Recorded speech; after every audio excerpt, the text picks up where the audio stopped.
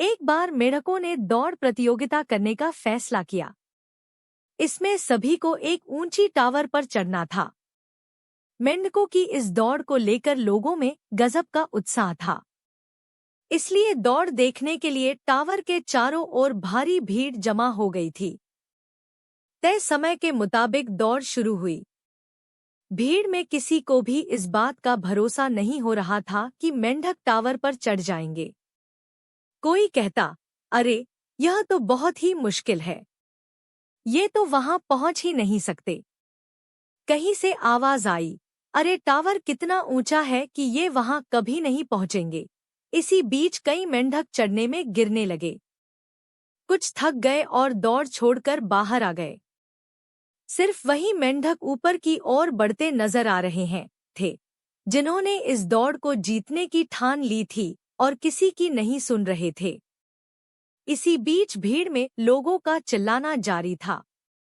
लोगों को लगा रहा था कि कई मेंढक तो गिरकर मर चुके हैं और जो चढ़ने की कोशिश कर रहे हैं वे भी लक्ष्य तक नहीं पहुंच पाएंगे।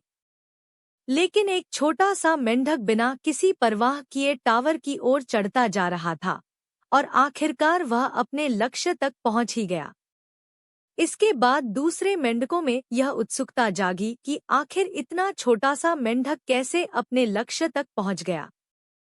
दौड़ में हिस्सा लेने वाले एक मेंढक ने उससे पूछा, अरे भाई, तुम कैसे वहां तक पहुंच गए?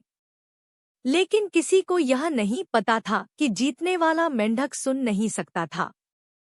वह बहरा था, इसलिए उसने लोगों की बातें नहीं सुनी और अपना काम करता हुआ आगे बढ़ता रहा और अंत में विजय हुआ।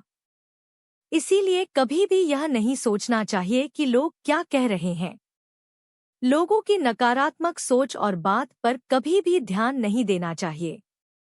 जो लोग ऐसी किसी भी बात को नहीं सुनते हैं और सकारात्मक रूप से अपने काम में लगे रहते हैं, वे हमेशा अपना लक्ष्य हासिल करने में कामयाब होते हैं।